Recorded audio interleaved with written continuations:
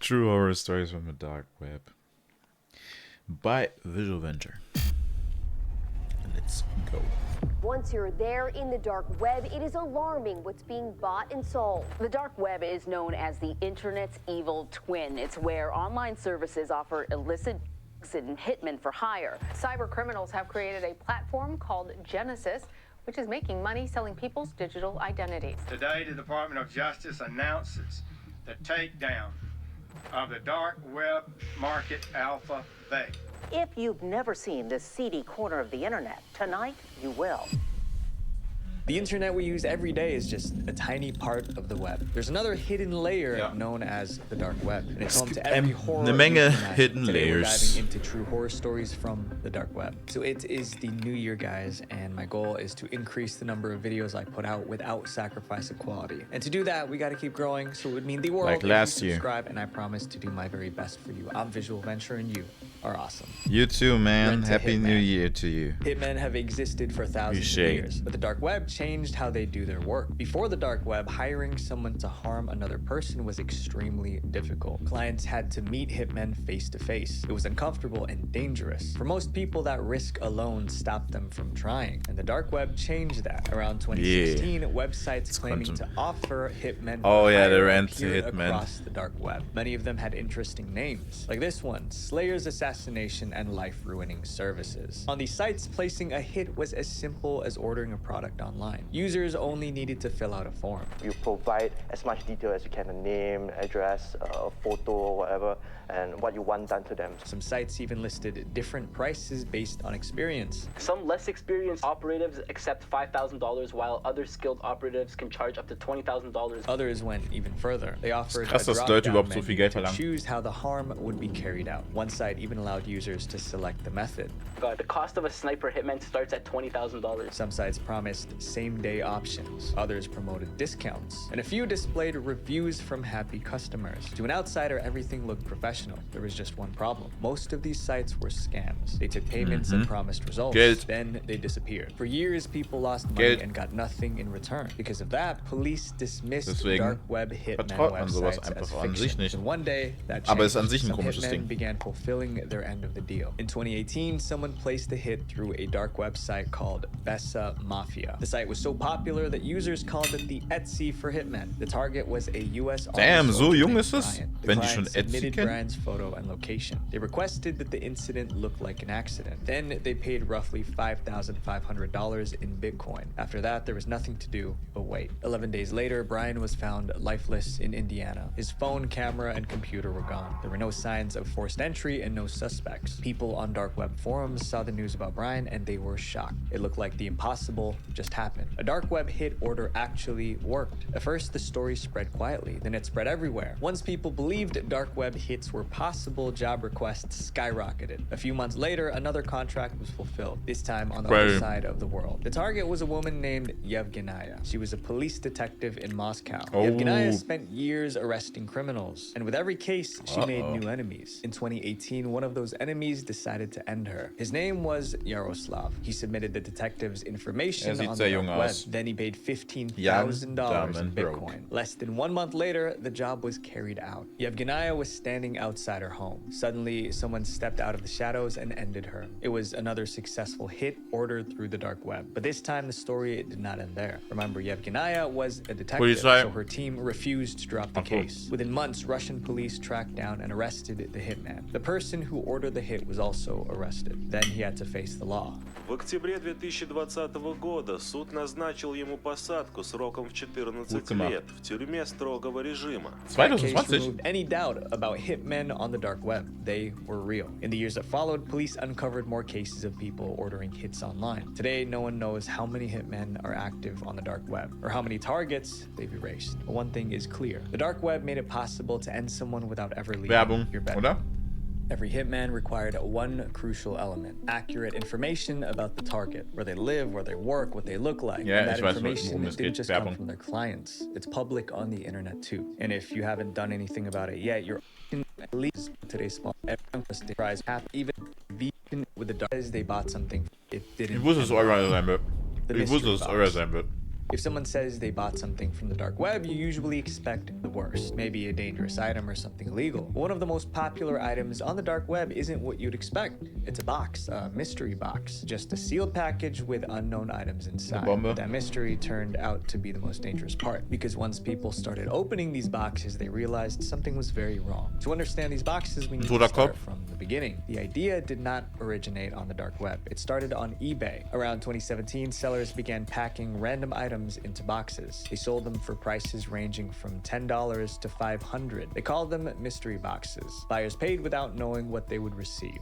This $50 mystery box says, totally strange and also something totally useful. People opened the boxes to find all kinds of things. Some contained junk. Others had Pokemon cards, jewelry, or gadgets. eBay mystery boxes became super popular. Buyers loved the curiosity and the surprise, and that gave people on the dark web an idea. By 2018, websites on the dark web began advertising their own mystery boxes. The concept stayed simple, a surprise inside every box. But on the dark web, surprise meant something far worse. One buyer received a package filled with a dark red liquid, and it wasn't hard to guess what it was. Another buyer opened a box and found a comb covered in hair. And these boxes weren't cheap. Many sold for hundreds of dollars. Some cost more than $1,000. You would expect people to stop buying them, but the opposite happened. Demand grew, and the internet turned it into a trend. Dark web unboxing became a niche on YouTube. Creators filmed themselves ordering the boxes and opening them on camera. I'm kind of nervous to open it up. I don't know. Genauso wie man nicht mit diesen Geistern, Voodoo-Dingens dealen sollte man auch nichts mit dem Dark Web zu tun haben.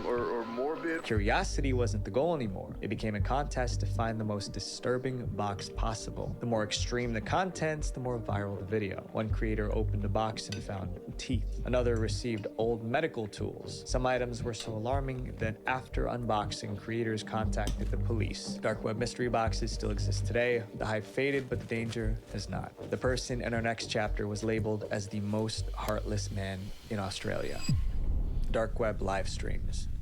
On the open web, entertainment usually means YouTube videos or live streams on Twitch, but on the dark web, entertainment looks very different. People there watch live streams too, but the focus isn't for fun or games. It's for more criminal activity. These dark web live streams are known as red rooms. A red room is a private live stream where crimes take place while viewers watch and interact in real time. Stories about these rooms began circulating in the early 2000s. The setup was simple. An anonymous user would post a message in a dark web chat room. The message invited others to join a red room live stream, but access was tightly controlled. Only trusted users were allowed to join. In some cases, new users had to be vouched for by others. Once a user was approved, they received a link. Clicking it opened a basic live stream site. It's a private live streamed event where there's like a chat box, a video player, kind of like YouTube right now. And there was always a countdown before the show began. When it reached 0, the chat unlocked. The stream usually showed masked people standing around their target. I can't get into detail about the live streams, but the worst part was the live chat. Aber hast du das gesehen oder they were directing what happened next. Viewers sent cryptocurrency to request specific actions. The higher the payment, the faster the request was carried out. For years, red rooms were dismissed as rumors. And one day, someone made a mistake, and the world learned how real red rooms truly were. The first confirmed red room operation was uncovered in the Philippines. It was run by a man named Peter Scully. Those who knew Peter said he was driven by one thing: money. Peter was wanted for fraud in Australia. So in 2011, he fled to the Philippines. That's where he discovered the dark web. Peter became obsessed with red rooms. Eventually, he decided to create his own. Viewers paid him to do requests on camera, but the live streams weren't the end. To make even more money, Peter recorded the footage and sold it on the dark web. Some reports say he charged up to $10,000 per video. Damn. The video spread through underground circles, and Peter made a fortune. He believed the dark web made him invisible, but it didn't. Law enforcement eventually discovered one of his videos, and an international manhunt for those responsible for the video's production was launched. Investigators had little to work with, so they analyzed the footage frame by frame. They examined furniture, electrical outlets, and anything in the background. Those details narrowed his location to the southern Philippines. Local authorities got involved, and in February 2015, police raided Peter's home and arrested him. There was no doubt they had the right person. When police went through his phone, they found 3,000 images and 900 videos of evidence. Peter was sentenced to life in prison. After the arrest, more cases surfaced. In 2019, Italian police arrested 2 people involved in another stream. Then in 2021, London police arrested a man named Marius. He was caught streaming on the dark web. Like most things on the dark web, no one knows how many red rooms are active today, but people who watch are often the last ones you would suspect. This next chapter shows how the dark web uses fear as a weapon. The kidnapping. There's a group on the dark web so mysterious that people still can't agree if they're real or fake. They call themselves the Black Death. They are an organized crime group that deals in nearly anything illegal. But their main focus is kidnapping for hire services. And if they truly exist, they may be the worst group tied to the dark web. And in 2015, a reporter went searching for proof that the group was real. While browsing the dark web, he came across what appeared to be their official website. It was deeply unsettling. The site claimed that people all over the world were being abducted. And for the right price, the group said they would take anyone you asked for. But making claims online is easy, so the reporter decided to test it. He posed as a potential customer and tried to place an order. He sent an email through the site. After some time, the site's owners replied, but the response wasn't welcoming. Their email to him read, "Who are you? How do you know about us? Who recommended us?" The reporter tried to convince them he was a real customer, but he failed. They concluded that he was a police officer. Their final message to him was, "Do not bother us again." In the end, the reporter couldn't prove if the group was real or fake. But 2 years later, things changed. Something happened that proved the group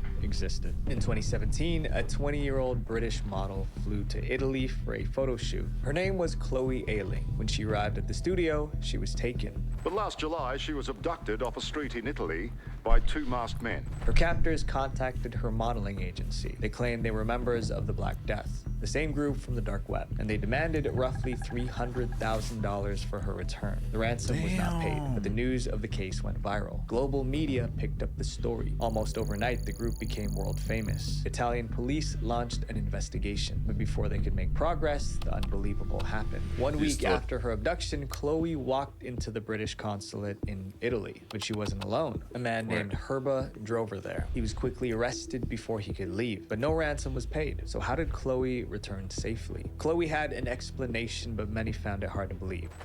Taken to a farmhouse hours away and held captive for 7 days. She said her captors threatened her constantly, but after several days, her luck changed. She convinced one of them to let her go. The model says she was detained for 6 days until her captor discovered she was a mother. According to Chloe, her captors told her they had rules, and one of the rules forbade kidnapping mothers, so they released her. But they didn't just let her walk away. One of the kidnappers, Herba, drove her to the British consulate. Before leaving, he handed her a business card advertising the Black Death. Then he asked her to publicize the group as he let her go. For many, the story seemed too bizarre to believe. Thankfully, Herba was in police custody, which meant officers could hear his side. But his story was even more unbelievable. During questioning, Herba kept changing his story. First, he claimed Chloe staged the kidnapping to boost her career. Then he said he was only a middleman working for the Black Death group. Later, he told police he was terminally ill and needed money for medical care. In the end, investigators concluded that he had mental issues. They described him as a dangerous person with traces of mythomania, which is a compulsive tendency to exaggerate or lie. Despite this, detectives thank you for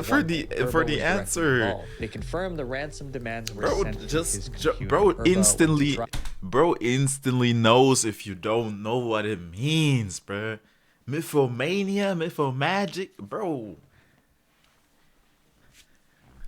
In 2018, an Italian court sentenced him to 16 years in prison. But there was also a lot of attention on Chloe. Many people stopped seeing her as a victim. Instead, they believed she was the mastermind behind the whole thing. Many accuse her of making the whole story up. An elaborate publicity stunt for fame and fortune. Things worsened when more details came out. Police found that Chloe's kidnappers took her shoe shopping during the period she was supposedly held captive. That revelation made her story even harder to believe. When questioned, Chloe admitted it was true, but she had an explanation. Her lawyer explained that Chloe wanted to do everything she could to keep her captors calm. Chloe remained in Italy while police investigated the case. In the end, authorities allowed her to leave. They said they did not see any inconsistencies in her story. Still, many people remained Nah, I don't believe. I wouldn't believe Chloe too. That sounds way too suspicious. Way too fishy. People still don't believe her. To this day, we're not sure if the Black Death is real, but the myth certainly lives on. Up next is a dark web crime that takes identity theft to the extreme: the ransom. On the dark web, people steal your identity, and once it's stolen, they can do serious damage with it. Most stolen identities are used for basic fraud. They might buy cars or rent homes under someone else's name. But in 2018, one stolen identity was used for something far worse. That year, a woman named Anne disappeared in Norway. Her husband came home to find the house empty. There were no signs of struggle and no witnesses. But one thing was waiting for him: a ransom note. The kidnappers demanded 9 million euros for Anne's return. That's roughly 10 million US dollars. But they didn't want cash or a bank transfer. They left a cryptocurrency address for the payment. The desperate husband contacted the police immediately. Officers searched the home but found nothing useful. They followed every possible lead, but each one failed. So investigators followed the only trail they had left: the money. They traced the cryptocurrency wallet listed in the ransom note. To their shock, it was tied to a verified account with a real name. The account belonged to a 29-year-old man named Ole Henrik Golf. Police arrested him right away. But what Golf told them confused them even more. Golf was never near the victim's home. He had no motive, and his alibi checked out. Yet the ransom wallet was registered in his name.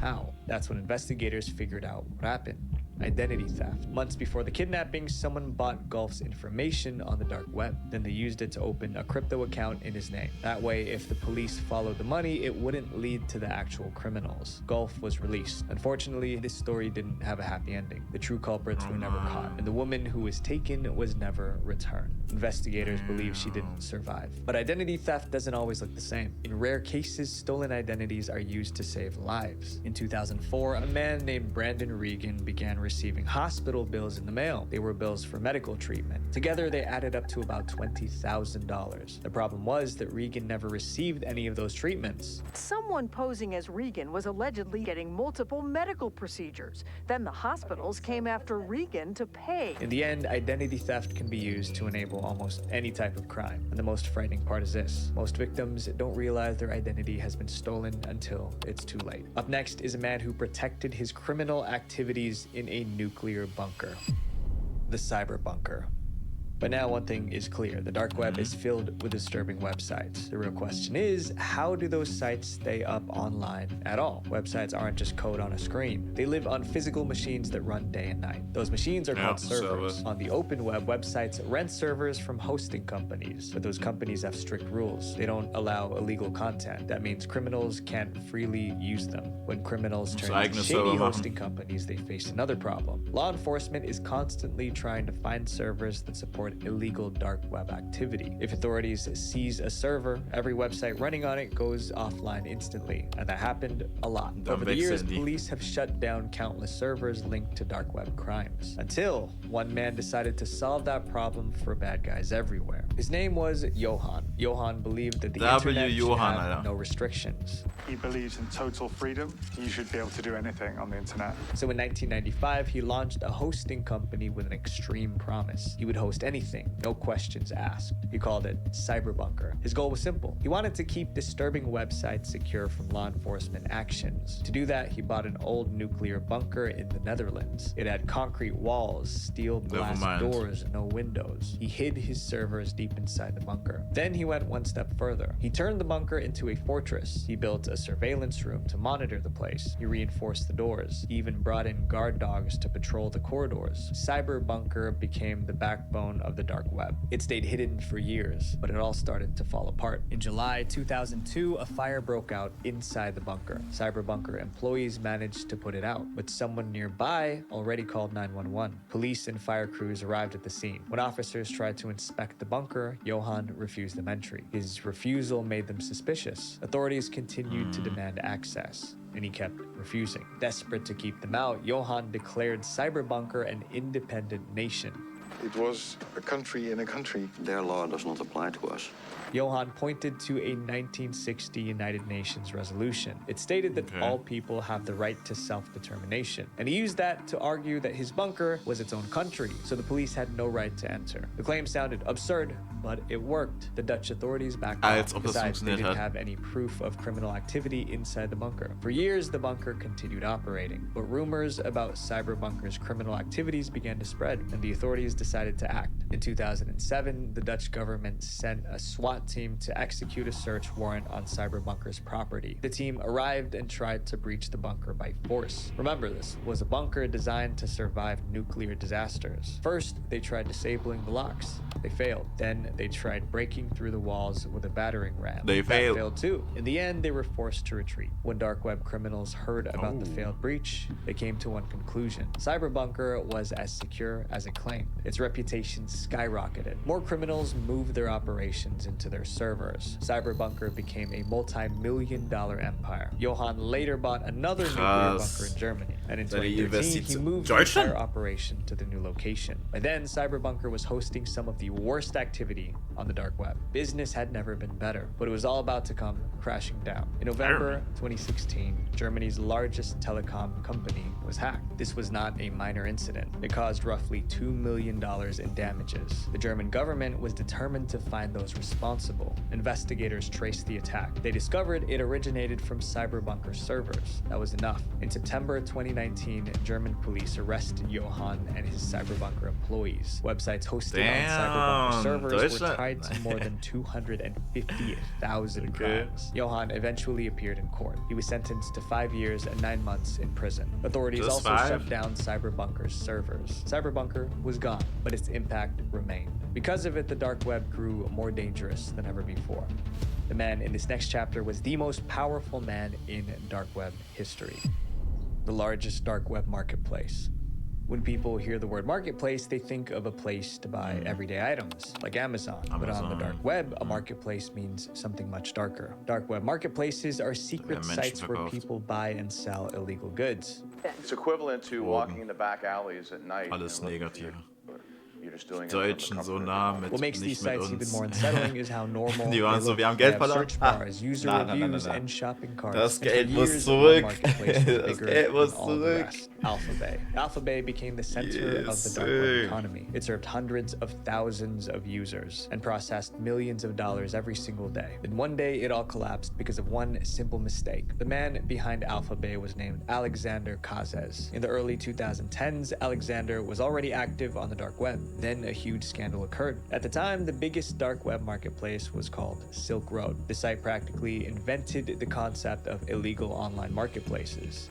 It was the first of its kind, and people sought it out. They realized that this was a new way to do basically like illegal commerce, e-commerce essentially. But Silk Road made mistakes. Law enforcement agencies began closing in. In 2013, the FBI shut Silk Road down and arrested its founder. Anyone who tried to access the site saw a seizure notice. Authorities believed this would discourage others from doing the same. But Alexander saw it differently. To him, Silk Road did not fail because the idea was bad. It failed because it was careless. Alexander was a computer expert involved in international transactions of bitcoins. He believed he could build something better. So in December 2014, he launched Alphabay. From the start, the site looked more professional than anything before it. This marketplace actually looks quite well designed. It's quite new looking. It actually looks quite legitimate.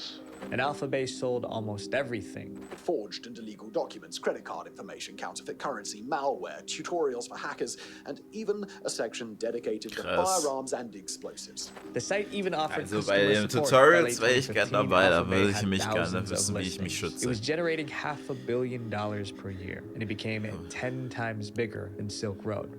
If you just look at the numbers, 40,000 vendors, possibly 200,000 users, possibly 300,000 individual listings. That's when the cracks began to show. Most dark web marketplaces survive by staying hidden. However, one factor dragged Alphabay into the global spotlight. And it wasn't even Alexander's fault. Some of the most popular items on Alphabay were substances. Young people across the US bought them for parties and fun, and many ended up in the emergency room. Some didn't survive. The police started investigating. Again and again, the trail led back to Alphabay. That was the moment authorities decided to take Alphabay down. But it wasn't going to be easy. The dark web was designed to hide people. Users were anonymous. Payments were made using cryptocurrency. For months, investigators made little progress. Then in December 2016, they got a major break. The FBI received an anonymous tip from someone claiming to be one of Alphabay's earliest users. In Alphabay's early days, every new user received a welcome email. That email came from a personal address, not an anonymous system. Investigators traced it. It led straight to Alexander Cazes. For the first time, Alphabay had a real name attached to it. Police ran a background check. They found out where he lived and tracked his daily routine. By then, Alexander was living large. Wait, how did they track his daily routine? He drove around in a $1 million Lamborghini. He even got married. He had no idea law enforcement was closing in. In July 2017, agents raided his condo and arrested him. His laptop was open, and he was logged into Alphabay's backend system. That gave authorities exactly what they needed. They shut down the site immediately. Today, the Department of Justice announces the takedown of the dark web market Alphabay. Anyone who tried to access Alphabay saw the same message. This hidden site has been seized. Alphabay was gone. But that was not the end of dark web marketplaces. Today, buying and selling continues in the darkest corners of the internet. When there are no rules, people reveal who they really are. And the dark web proves that freedom without morals leads to destruction. So my friends, stand firm on your values, even when no one's watching. Visual Venture.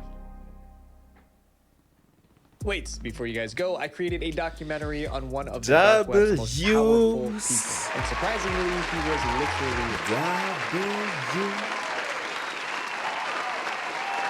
Boah, da waren aber echt geile Storys von Dark Web Tätigkeiten von den Leuten, Alter. Nee, das ist wirklich ein dunkler Platz. Ein gefährlicher Weg für die Menschheit. Aber ja, die meisten interessiert das ja nicht. Wir wollen ja trotzdem illegale Sachen machen. Zum Glück bin ich nicht einer davon.